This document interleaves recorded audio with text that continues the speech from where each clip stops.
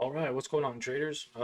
Haven't done a recap video in a little while and thought it'd be a good idea to go over real quick a recap on one of the trades we took with our LTE team this morning. So we're going to go over buys, sells, um, of course, the amount we made, what we could do better, and some common mistakes or mistakes I seen that I could work on to be a better trader.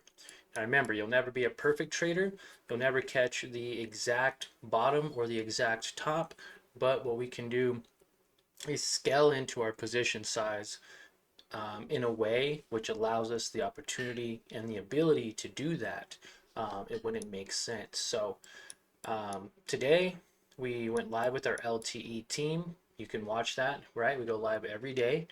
Have been for a few years now. And you can go back and watch and get inside my head as to why I chose MSTZ to trade today. Now, a lot of these recent videos I've been posting are like on politics, the president, and different things, and that kind of burned me out. It's a lot of information to pull in. There's a lot of different opinions. Um, and it's not the direction I want to take. I know the politics and current events can affect the stock market, but at the same time, I don't want it to affect my trading style. So, um, with that said, of course, QQQ or the overall NASDAQ market is up 1.5% today. Um, and it's up about $9, right? It even started pushing from Friday or yeah, overnight hours at $600 all the way up to 627. So big move for QQQ. I thought we'd try to trade this as a reversal and lock in some profits here. And QQQ did a great job holding above this 45 EMA. And what helped with our position was actually Bitcoin today. Now, Bitcoin did push up to 76,000. We were watching it early this morning, hovering around 70.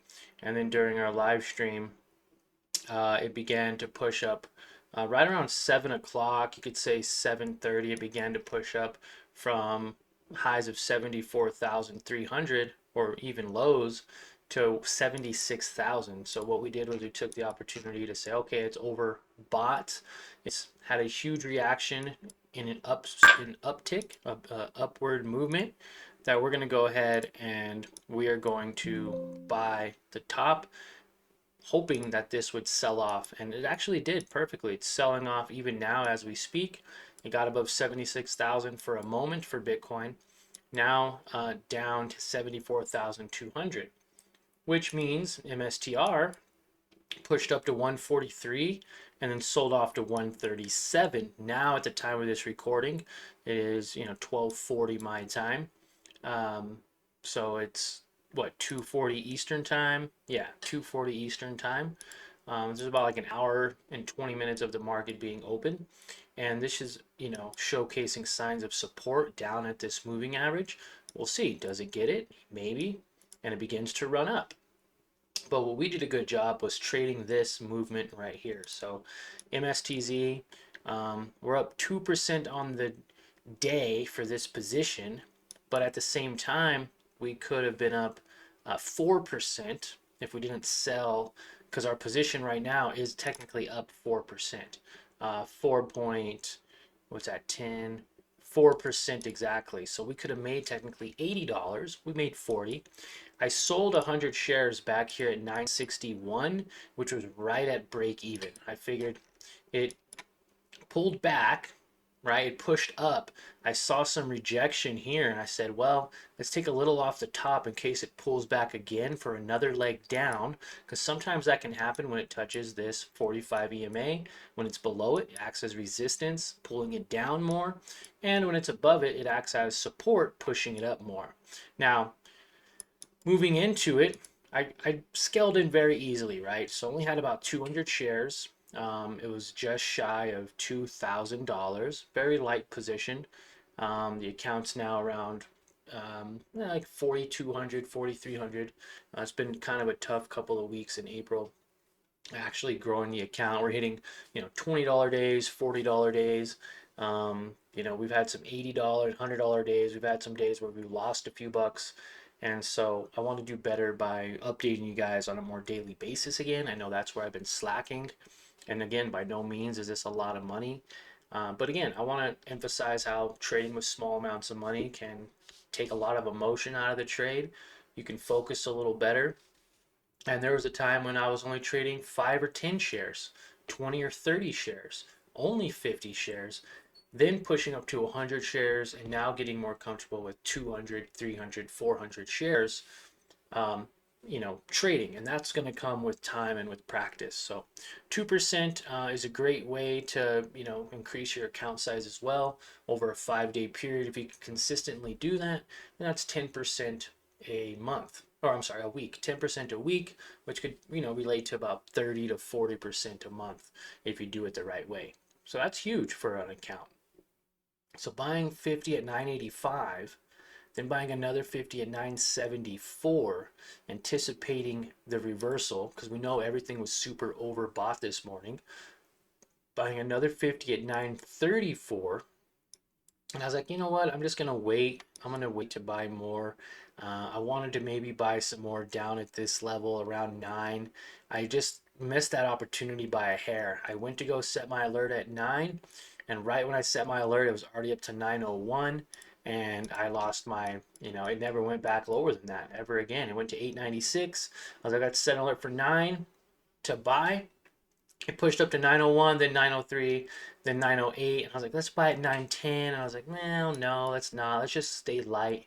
So we stayed light. We had 200 shares. I would have loved to have bought 200 more shares down here because, as you can see, my average price was 961. By buying 200 shares in this area, my average price was 961. And so buying, say, 200 shares at 9 would have gave me 400 shares at about 930. So it still would have been slightly high, but 960s wasn't a bad area. 930s obviously could have been better. And then having double the amount of money, I'm saying 40, 80, maybe like 160 to $200 technically. So I could do a better job by making sure I add more when it makes sense, right? Or wait to buy. Instead of buying up in this range, I should have waited and bought down in this level. So bringing all these buys back at a better level, like even between 935 and 910, this range right here would have been a better area to buy and would have made more sense.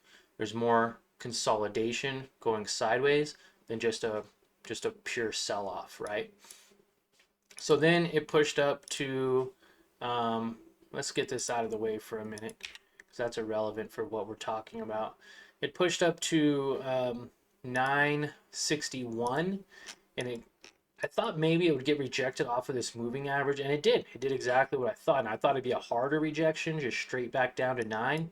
But it held pretty well, so what I did was I sold 100 shares at 961, got out to break even, so I didn't lose any money on that initial trade. So $0 lost, just a break even trade. And looking back, now that I see all this consolidation, I could have held. Maybe I could have risked $20 on 100 shares if it pushed down to 940. Looks like it got as low as 938. And there's no way of knowing now that we look back, like, okay, I could have set it at 938 because it only went down to 940, but there's no way of knowing that. So I could have honestly set my alert at 940. It could have got hit, and then I would have been out, even 20 bucks. So did a good job by at least taking a little bit off of our position. And I was thinking if it did go back down to $9, then I could simply buy another 100 or 200 shares, bringing my average down, and it would actually go down a lot more. We're talking from, buying 200 shares at $9 from 961, that would have been 930. But if selling 100 shares and then buying 100 would give me 930, buying another 200 would probably give me like 915, which would have been nice too, right? So that would have been 300 shares on $1 per share. That would have been a $200 or $300 trade. So there's a few little things that we could have done better if it went in that favor, but it never went back down to touch $9. So it continued to push up. We see the crossover a little bit later. So I sold around 9 o'clock. And then we've seen a crossover of the 45 EMA crossing over the 200-day moving average, which means it's going to be bullish. And look, it's been bullish since that crossover pattern, which then I sold some here. So I sold 50 shares at 9.98. I sold another 26 at 10.02, and then I sold another 24 at 10.08.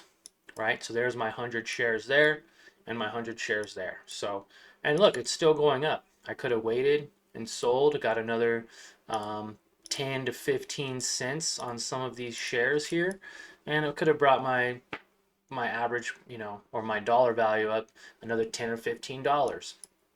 So instead of 40 bucks, we'd be at, 50 to $55.